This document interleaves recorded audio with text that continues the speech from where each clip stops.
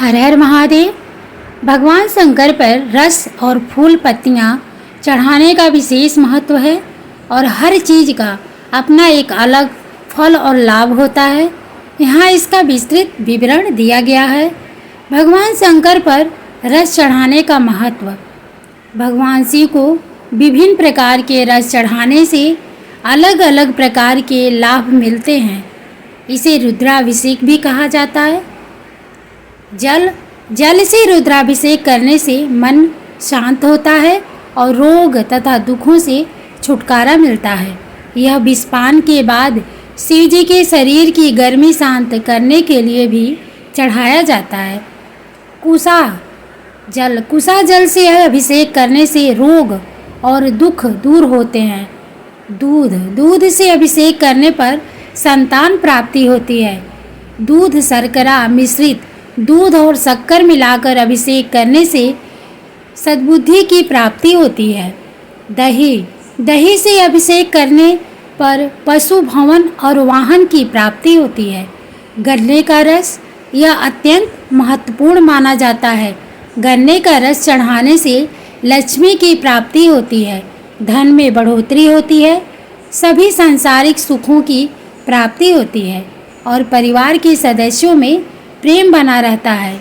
यह कर्ज मुक्ति और आर्थिक परेशानियों को दूर करने में भी सहायक है।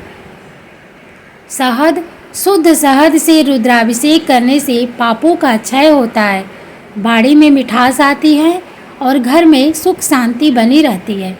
घी से अभिषेक करने से वंश विस्तार होता है और शक्ति बढ़ती है। तीर्थ जल से अभिषेक करने पर मोक्ष की प्राप्ति होती है। इत्र मिले जल से अभिषेक करने से रोग नष्ट होते हैं। सरसों के तेल से अभिषेक करने से रोग तथा शत्रुओं का नाश होता है। भगवान शंकर पर फूल और पत्तियां चढ़ाने का महत्व। भगवान शिव को कई प्रकार के फूल और पत्तियां प्रिय है और उन्हें चढ़ाने से अलग अलग मनोकामनाएं पूर्ण होती हैं। बेलपत्र यह भगवान शिव को अत्यंत प्रिय है। 3 पत्तियों वाला बेलपत्र चढ़ाने से भगवान शिव शीघ्र प्रसन्न होते हैं, सारे दुख दूर होते हैं और धन धान्य की कमी नहीं होती। आक मदार का फूल यह भगवान शिव को बहुत प्रिय है, खासकर सफ़ेद आक का फूल। इसे चढ़ाने से नकारात्मक ऊर्जा दूर होती है, मनोकामनाएं पूरी होती हैं, सांसारिक बाधाओं से मुक्ति मिलती है और मोक्ष की प्राप्ति होती है। धतूरे का फूल और फल दोनों ही भगवान शिव को प्रिय है। इसे चढ़ाने से रोग बाधा भय और शत्रुओं से मुक्ति मिलती है, सुख समृद्धि की प्राप्ति होती है और संतान प्राप्ति में आने वाली बाधाएं दूर होती हैं। यह द्वेष और ईर्ष्या के भाव को भी समाप्त करता है। समी के पत्ते और फूल। शिव पुराण के अनुसार शिव जी को समी का पत्र बहुत पसंद है। इसे चढ़ाने से सभी तरह के दुखों से मुक्ति मिलती है, पापों का नाश होता है, शत्रुओं का शमन होता है और भूत प्रेत बाधा से मुक्ति मिलती है। यह सौभाग्य और समृद्धि भी लाता है। कनेर का फूल। पीले और सफ़ेद कनेर के फूल चढ़ाने से धन संपत्ति में वृद्धि होती है। यह शिव जी को बहुत प्रसन्न करने के लिए उत्तम माना जाता है। लाल कनेर के फूल शिव जी को नहीं चढ़ाने चाहिए। चमेली का फूल चढ़ाने से व्यक्ति की सभी मनोकामनाएं पूरी होती हैं, जीवन में सुख शांति का आगमन होता है और वाहन सुख मिलता है। अलसी के फूल। भगवान शिव की साधना में अलसी के फूल का विशेष महत्व है। कमल का फूल।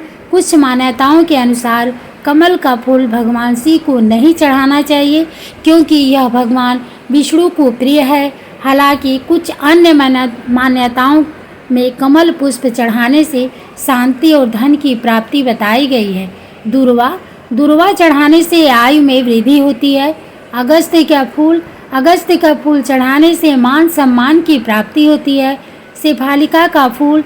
तनाव दूर करने के लिए शेफालिका का फूल अर्पित करना चाहिए। किस का चढ़ा सकते हैं? भगवान शंकर पर कोई भी व्यक्ति, चाहे वह स्त्री हो या पुरुष किसी भी जाति या वर्ग का हो, अपनी श्रद्धा और विश्वास के साथ उपयुक्त रस, फूल और पत्तियां चढ़ा सकता है। महत्वपूर्ण बात यह है कि अर्पित की जाने वाली सामग्री शुद्ध हो और उसे श्रद्धा भाव से चढ़ाया जाए। भगवान शिव भक्तों के भाव को देखते हैं, न कि चढ़ावे की मात्रा को। यह भी ध्यान रखना चाहिए कि शिव पूजा में कुछ चीज़ों वर्जित भी होती है, जैसे कि तुलसी, केतकी का फूल, हल्दी, सिंदूर और कुमकुम। इसलिए पूजा से पहले इसकी जानकारी होना आवश्यक है।